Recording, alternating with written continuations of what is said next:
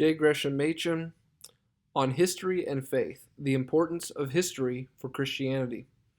The student of the New Testament should be primarily an historian. The center and core of all the Bible is history. Everything else that the Bible contains is fitted into an historical framework and leads up to an historical climax. The Bible is primarily a record of events. The liberal response. That assertion will not pass unchallenged. The modern church is impatient of history.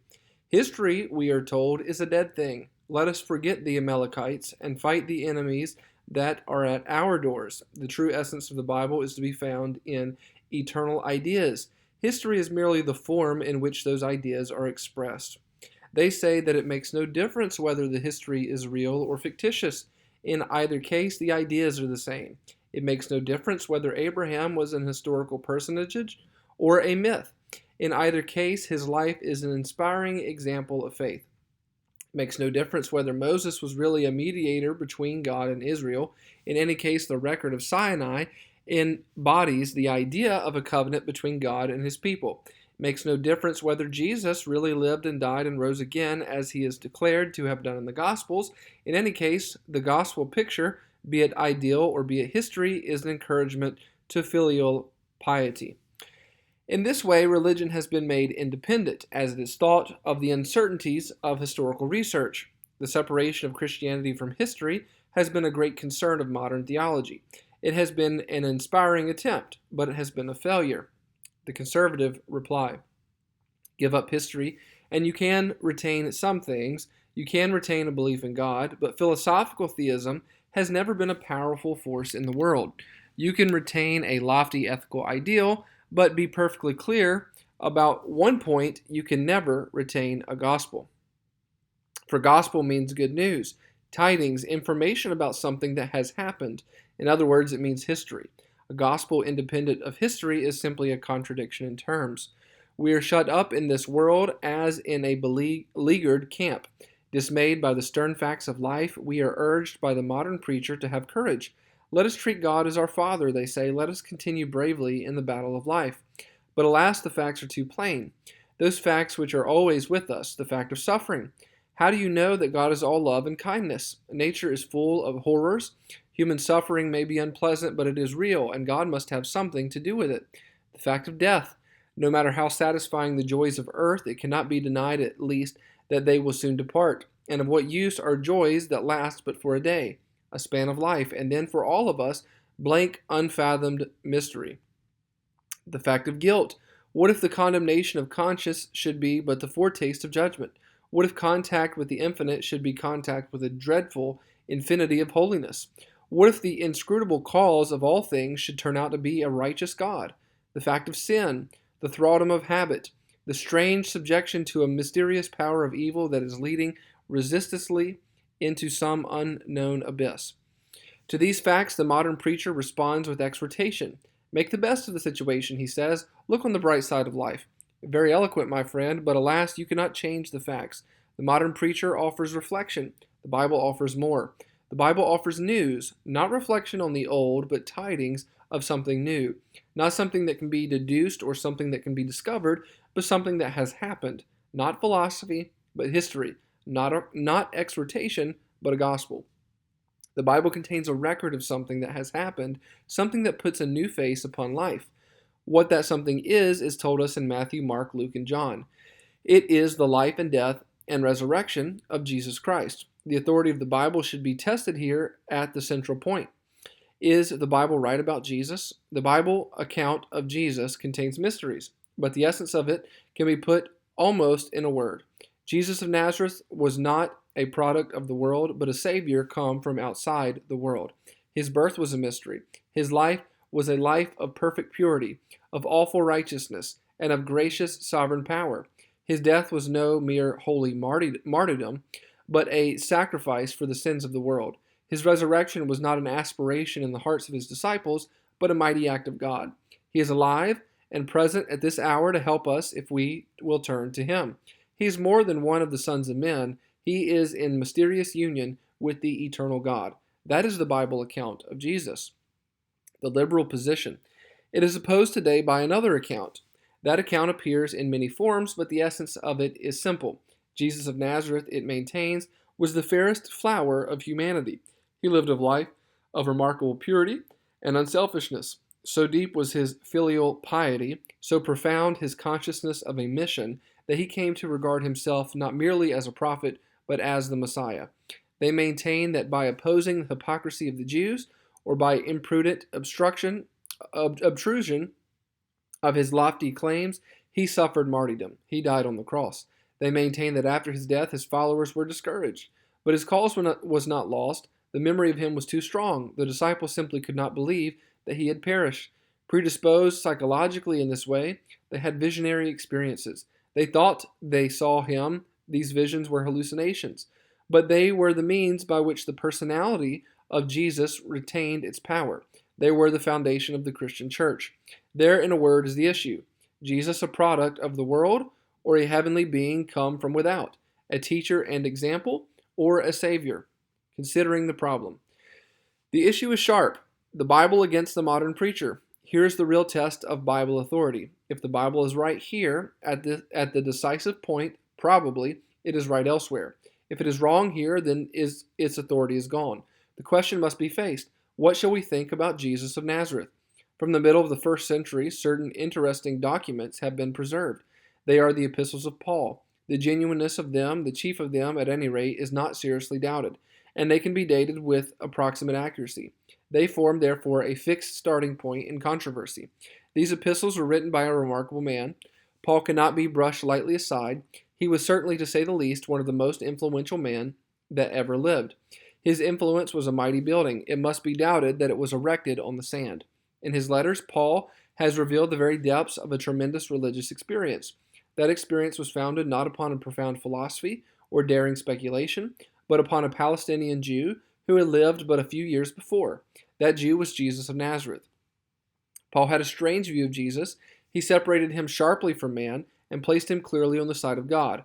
Not by man, but by Jesus Christ, he says at the beginning of Galatians, and he implies the same thing on every page of his letters. Jesus Christ, according to Paul, was man, but he was also more. That is a very strange fact. Only through familiarity have we ceased to wonder at it. Look at the thing a moment as though for the first time. A Jew lives in Palestine and is executed like a common criminal. Almost immediately after his death, he is raised to divine dignity by one of his contemporaries, not by a negligible enthusiast either, but by one of the most commanding figures in the history of the world. So the thing presents itself to the modern historian.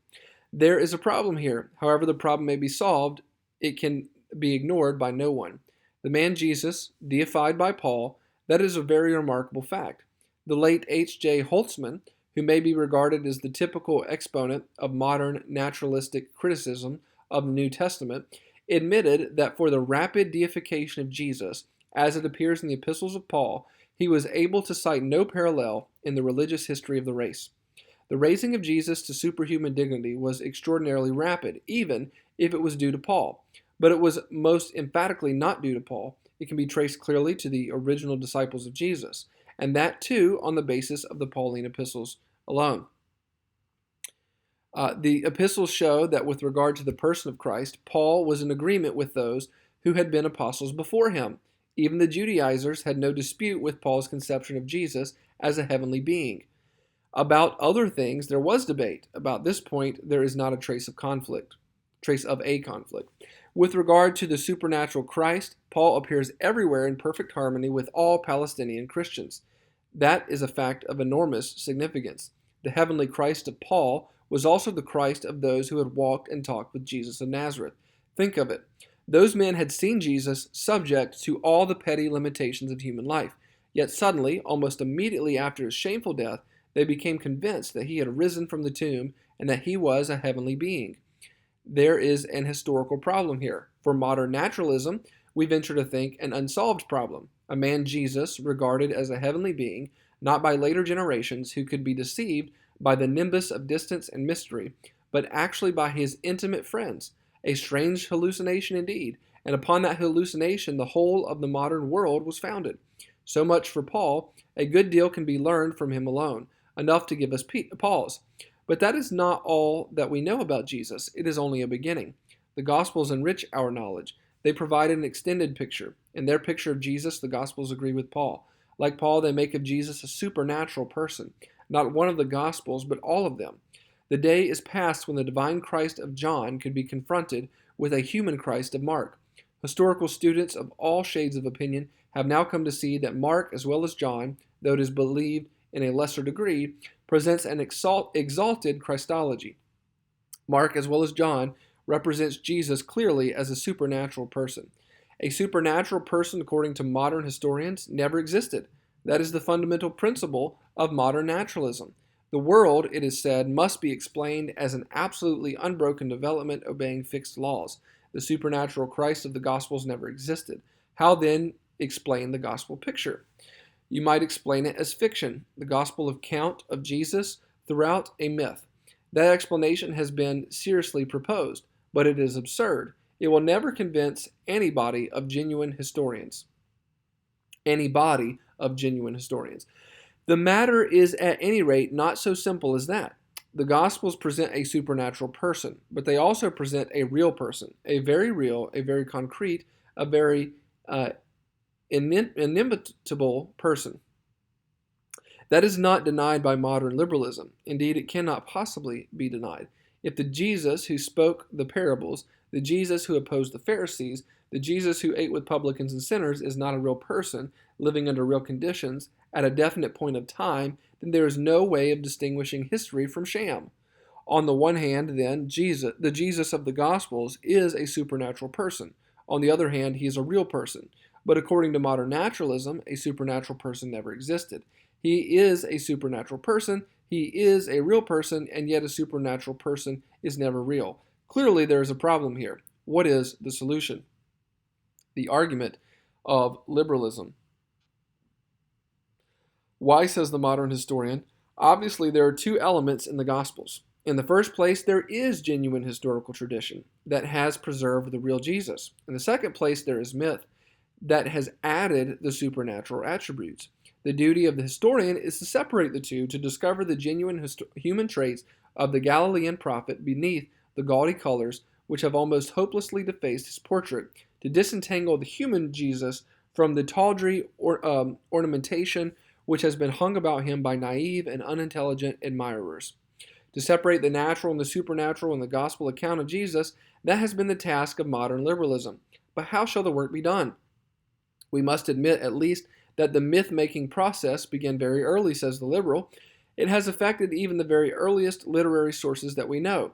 But let us not be discouraged. Whenever the mythical elaboration began, it may now be reversed. Let us simply go through the Gospels and separate the wheat from the tares. Let us separate the natural from the supernatural, the human from the divine, the believable from the unbelievable. When we have thus picked out the workable elements, let us combine them into some sort of picture of the historical Jesus. Such is the method. The result is what is called the liberal Jesus. It has been a splendid effort. I know scarcely any more brilliant chapter in the history of the human spirit than this quest of the historical Jesus.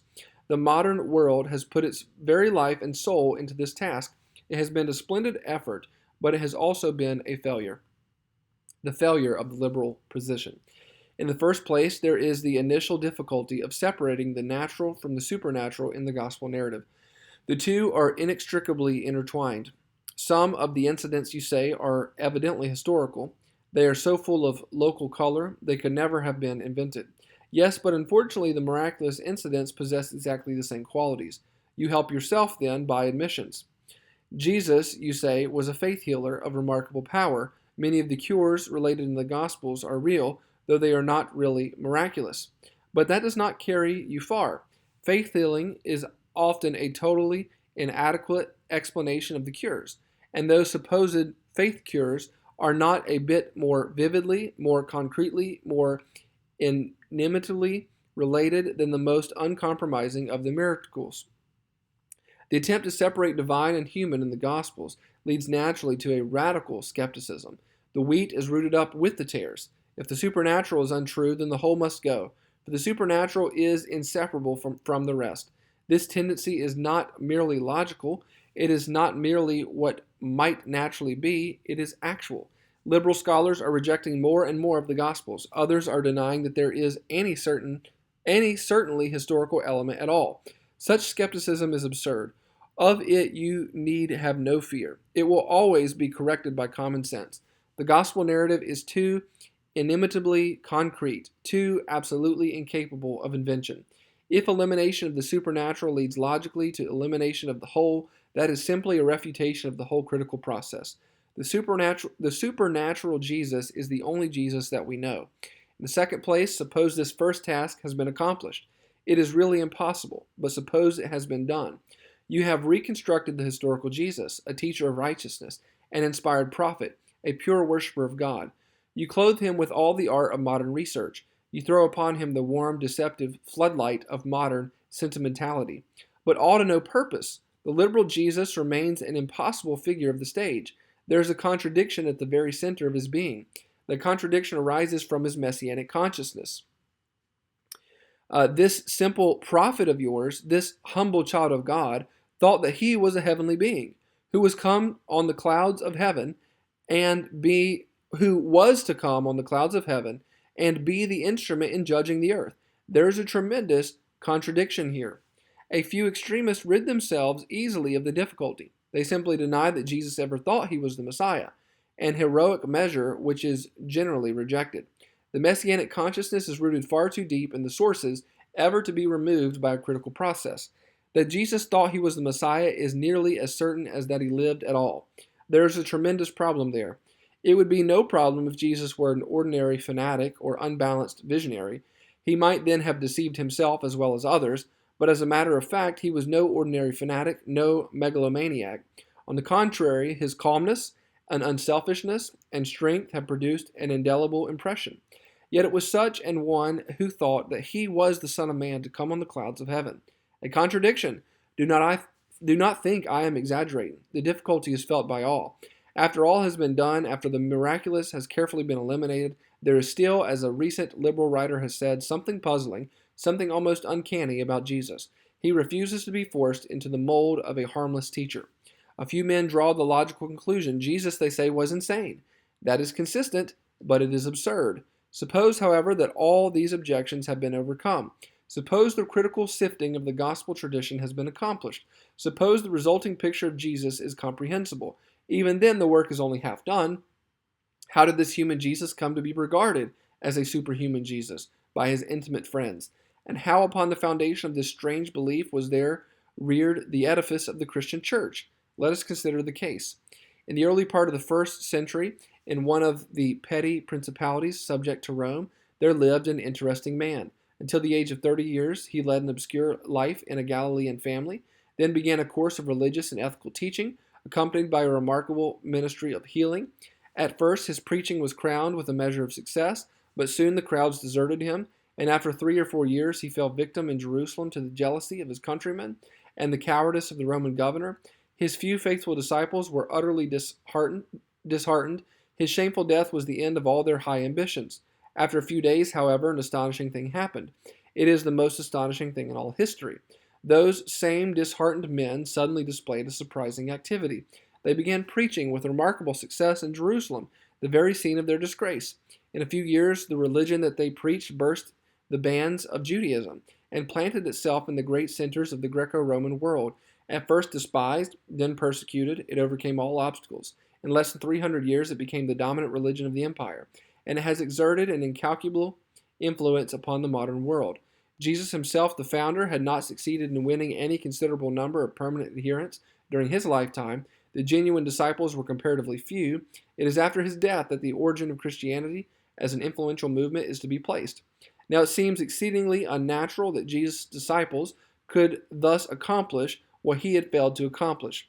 They were evidently far inferior to him in spiritual discernment and in courage. They had not displayed the slightest trace of originality. They had been abjectly dependent upon the Master. They had not even succeeded in understanding him. Furthermore, what little understanding, what little courage they may have had, was dissipated by his death. Smite the shepherd, and the sheep shall be scattered. How could such men succeed where their Master had failed? How could they institute the mightiest religious movement in the history of the world? Of course, you can amuse yourself by suggesting impossible hypotheses. You might suggest, for instance, that after the death of Jesus, his disciples sat quietly down and reflected on his teaching. Do unto others as you would have done others do unto you. Love your enemies. These are pretty good principles. They are of permanent value.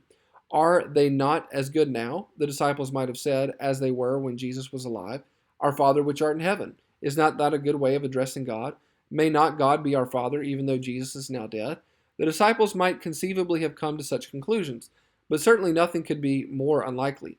These men had not even understood the teachings of Jesus when he was alive, not even under the immediate impact of that tremendous personality. How much less would they have understood after he had died, and died in a way that indicated hopeless failure? What hope could such men have at such a time of influencing the world? Furthermore, the hypothesis has not one jot of evidence in its favor. Christianity never was the continuation of the work of a dead teacher. It is evident, therefore, that in the short interval between the death of Jesus and the first Christian preaching, something had happened. Something must have happened to explain the transformation of those weak, discouraged men into the spiritual conquerors of the world. Whatever that happening was, it is the greatest event in history. An event is measured by its consequences, and that event has transformed the world. Yet, according to modern naturalism, that event, which caused the founding of the Christian church, was a vision, an hallucination. But according to the New Testament, it was the resurrection of Jesus from the dead. The former hypothesis has been held in a variety of forms. It has been buttressed by all the learning and all the ingenuity of modern scholarship, but all to no purpose. The visionary hypothesis may be demanded by a naturalistic philosophy. To the historian, it must ever remain unsatisfactory. History is relentlessly plain. The foundation of the church is either inexplicable, or else it is to be explained by the resurrection of Jesus Christ from the dead. But if the resurrection be accepted, then the lofty claims of Jesus are substantiated. Jesus was then no mere man, but God and man, God come in the flesh. We have examined the liberal reconstruction of Jesus. It breaks down, we have seen, at least at 3 points. It fails in the first place in trying to separate divine and human in the gospel picture. Such separation is impossible. Divine and human are too closely interwoven. Reject the divine and you must reject the human too.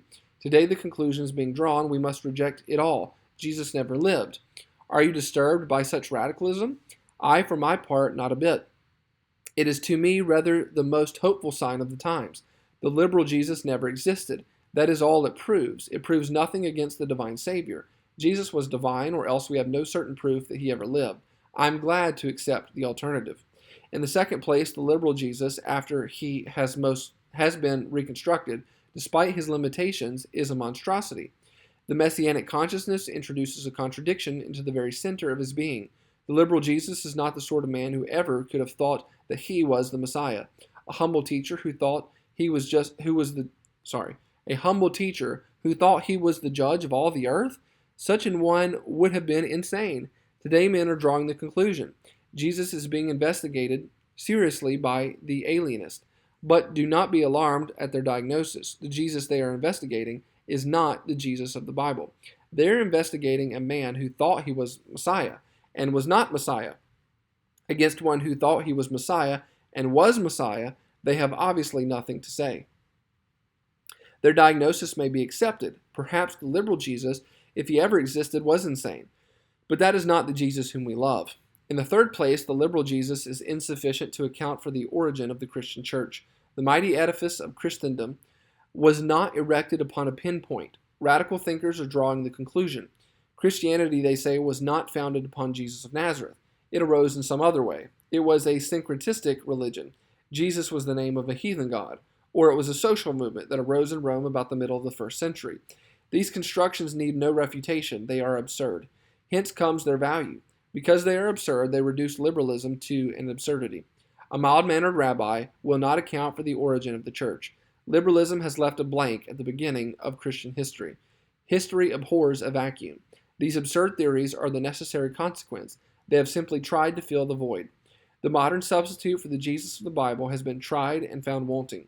The liberal Jesus, what a world of lofty thinking, what a wealth of noble sentiment was put into his construction. But now there are some indications that he is about to fall. He is beginning to give place to a radical skepticism. Such skepticism is absurd. Jesus lived. If any history is true, Jesus lived. But what Jesus? Not the Jesus of modern naturalism, but the Jesus of the Bible. In the wonders of the gospel story, in the character of Jesus, in his mysterious self-consciousness, in the very origin of the Christian church, we discover a problem which defies the best efforts of the naturalistic historian. It pushes us relentlessly off the safe ground of the phenomenal world toward the intellectual abyss of supernaturalism. It forces us, despite the resistance of the modern mind, to recognize a very act of God. It substitutes for the silent God of philosophy, the God and Father of our Lord Jesus Christ, who, having spoken at sundry times and in divers manners unto the fathers by the prophets, hath in these last days spoken unto us by his Son. The resurrection of Jesus is a fact of history. It is good news. It is an event that has put a new face upon life. But how can the acceptance of an historical fact satisfy the longing of our souls? Must we stake our salvation upon the intricacies of historical research?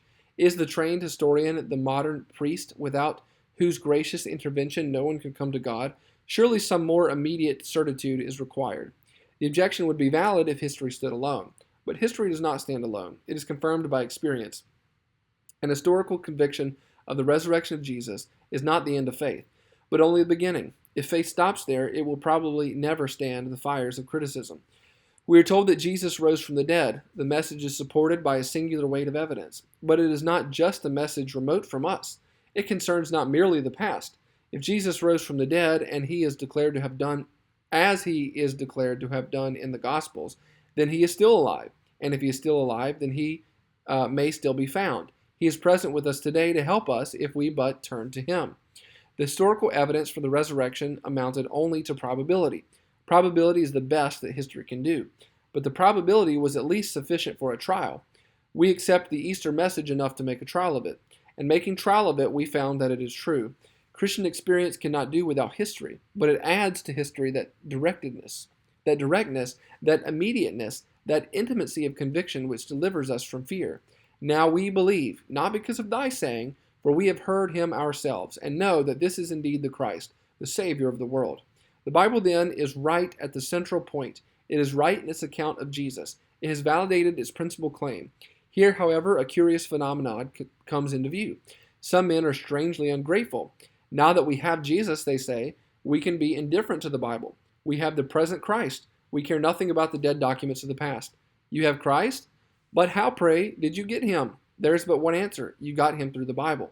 Without the Bible, you would never have known so much as whether there be any Christ. Yet now that you have Christ, you give the Bible up. You are ready to abandon it to its enemies. You are not interested in the findings of criticism. Apparently, then, you have used the Bible as a ladder to scale the dizzy height of Christian experience, but now that you are safe on top, you kick the ladder down. Very natural, but what of the poor souls who are still battling with the flood beneath? They need the ladder too. But the figure is misleading. The Bible is not a ladder. It is a foundation. It is buttressed, indeed, by experience. If you have the present Christ, then you know that the Bible account is true. But if the Bible were false, your faith would go. You cannot, therefore, be indifferent to Bible criticism. Let us not deceive ourselves. The Bible is at the foundation of the church. Undermine that foundation, the church will fall. It will fall, and great will be the fall of it. Two conceptions of Christianity are struggling for the ascendancy today.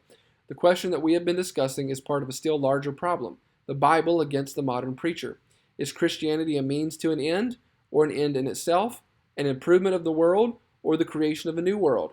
Is sin a necessary stage in the development of humanity, or a yawning chasm in the very structure of the universe? Is the world's good sufficient to overcome the world's evil, or is this world lost in sin? Is communion with God a help toward the betterment of humanity, or itself the one great ultimate goal of human life? Is God identified with the world or separated from it by the infinite abyss of sin? Modern culture is here in conflict with the Bible. The church is in perplexity. She is trying to compromise. She's saying peace, peace, when there is no peace. And rapidly she is losing her power. The time has come when she must choose. God grant she may choose aright. God grant she may decide for the Bible. The Bible is despised. To the Jews, a stumbling block. To the Greeks, foolishness. But the Bible is right. God is not just a name for the totality of things, but an awful, mysterious, holy person. Not a present God in the modern sense. Not a God who is with us by necessity and has nothing to offer us but what we have already. But a God but a God who, from the heaven of his awful holiness, has of his own free grace had pity on our bondage, and sent his Son to deliver us from the present evil world and receive us into the glorious freedom of communion with himself.